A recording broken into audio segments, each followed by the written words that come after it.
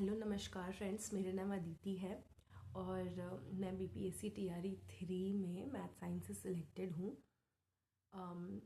मैंने इसको कैसे पढ़ा और कैसे इसे क्रैक किया, इसके बारे में मैं आप लोग से शेयर करूँगी। मैंने बीपीएससी टीआरई 2 भी दिया था, पर उसमें मैं 1 मार्क्स से मेरा सिलेक्शन नहीं हो पाया था। और तो जब हम कहते हैं कि 1 मार्क्स से सिलेक्शन नहीं हो पाया था, तो कई लोग ऐसा सोचते हैं कि अरे तो ऐसे फेंक रही है और इस तरह से, पर नहीं हो पाया था। दुख भी बहुत हुआ था, मैंने वेट भी बहुत किया था कि सप्लीमेंट्री रिज़ल्ट आ जाएगा और उसमें मेरा सब सिलेक्शन हो जाएगा। बहुत प्रे भी किया था, पर है ना आया नहीं, है ना, सप्लीमेंट्री रिज़ल्ट नहीं आया और फिर वो आशा भी टूट गई। फिर मैं उसी टाइम से तैयारी करने लग गई, है ना। तैयारी पहले भी मैंने तैयारी की थी, पर मैंने ज़्यादा नहीं की थी। टीआरई 2 में जैसे 15 दिन दिए थे, मुझे ऐसा लगता था कि मेरा हो जाएगा। पर यहाँ पे आपको जिसने भी टीआरई 2 दिया था 6 to 8 का, उसको पता होगा कि उसका पेपर जो है वो 9th-10th लेवल का आया था, 6 to 8 का, तो बहुत ही टफ आया था। खैर जिनका हुआ उनका हुआ ही था, तो वो लोग शायद बहुत इंटेलिजेंट थे। पर मुझे एक रियलिटी चेक मिला कि मुझे बहुत ज़्यादा मेहनत करनी पड़ेगी। तो फिर मैंने बहुत ज़्यादा मेहनत किया, मैंने लाइब्रेरी ज्वाइन की और फिर मैं मेहनत करने लगी। साथ में मैं थोड़ा मतलब भगवान का भी पूजा पाठ करने लग गई, क्योंकि ऑफ कोर्स जब 1 नंबर से रहता है तो ऐसा लगता है कि ये तो पक्का किस्मत की वजह से ही हुआ है ना। 1 मार्क्स और 0.5 ऐसा जिसका भी रहता है, उन सारे स्टूडेंट्स जो भी एस्पायरेंट्स हैं उनको ये चीज़ अच्छे से पता होगा कि वो जो है वो किस्मत की बात होती है। क्योंकि ऐसा नहीं है कि कि है ना, तुमको जैसे एक क्वेश्चन नहीं आया तो तुम्हारा सिलेक्शन नहीं हुआ तो तुम एक फेलियर हो। इट्स ऑल कि तुम्हारा उस टाइम पे लक ने उतना साथ नहीं दिया, है ना। तो फिर वही हुआ कि नहीं हुआ और फिर मैंने मेहनत किया और थोड़ा भगवान का भी ध्यान दिया, तो भगवान ने सच में बहुत ज़्यादा कृपा बरसाई और टीआरई 3 में मेरा सिलेक्शन हो चुका है।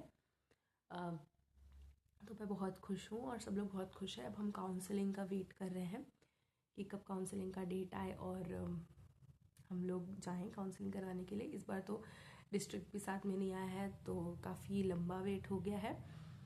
साथ में मैं आपको ये बताना चाहूँगी कि कौन कौन सी चीज़ें थी जो टीआरई 2 में मैंने गलती की थी, जो आप लोग को नहीं करनी चाहिए अगर आपको सिलेक्शन टीआरई 4 में लेना है तो, है ना।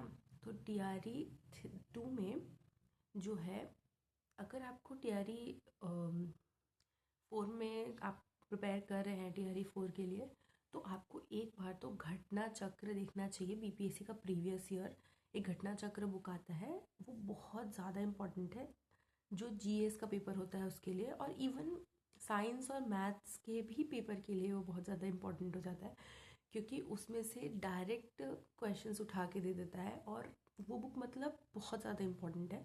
इससे आपको ये भी पता चल जाता है कि कैसे क्वेश्चंस पूछे जाते हैं, ठीक है। और इसी वजह से आपको एक बार तो घटना चक्र देखना ही चाहिए। इस घटना चक्र के बारे में मुझे पता ही नहीं था, क्योंकि मैं उस टाइम पे एसएससी की और प्रिपरेशन कर रही थी, तो मैंने बिहार का कोई चीज़ का प्रिपरेशन किया नहीं था, तो मुझे पता नहीं था कि ऐसा कुछ होता है। मुझे लगता था कि मैं मैथ साइंस में अच्छी हूँ, तो ऐसे करके मतलब ओवर कॉन्फिडेंस थोड़ा कह सकते हैं। खैर जो भी हुआ, तो आप लोग जो भी टीआरई 4 का तैयारी कर रहे हैं वो प्लीज़ प्लीज़ प्लीज़ घटना चक्र ज़रूर पढ़ें, ठीक है। उससे आपके एटलीस्ट 5 नंबर से 6 नंबर तो बढ़ जाएगा, जितना भी आप स्कोर कर रहे होंगे, ठीक है। फिर आता है ना मैथ साइंस का। तो मैथ साइंस के लिए, जो साइंस है उसके लिए तो लूसेंट सबसे अच्छी बुक है, क्योंकि जो बीपीएससी का भी जो प्री का जो पेपर होता है उसमें भी मोस्टली जो है ना लूसेंट से आप निकाल सकते हैं। और वैसे ही आप ये बीपीएससी के जितने भी एग्ज़ाम्स हैं उन सब में लूसेंट एक बहुत ही इम्पॉर्टेंट रोल प्ले करती है। तो आप प्लीज़ लूसेंट जो है वो सॉल्व करें साइंस के लिए।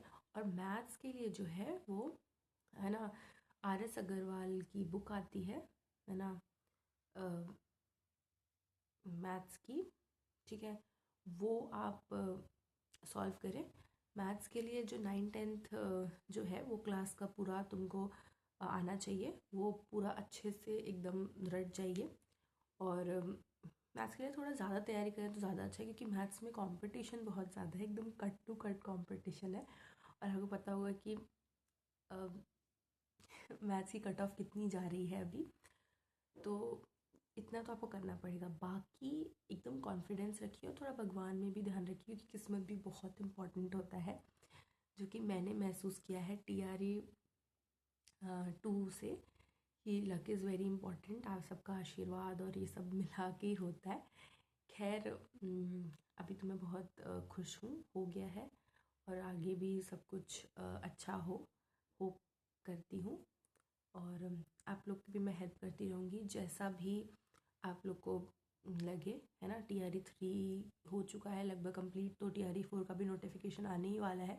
कुछ लोग ये भी कह रहे हैं कि एस्टेट भी होगा, तो हो सकता है एस्टेट हो, क्योंकि आपने ये भी देखा कि TRE 4 के लिए, कि जो TRE 3 में अभी जो 11th 12th का जो नोटिफिकेशन आया है, उसमें जो भी रिज़ल्ट आया TRE 4 का, TRE 3 का जो भी रिज़ल्ट आया, उसमें कई सारी सीट खाली रह गई है ना।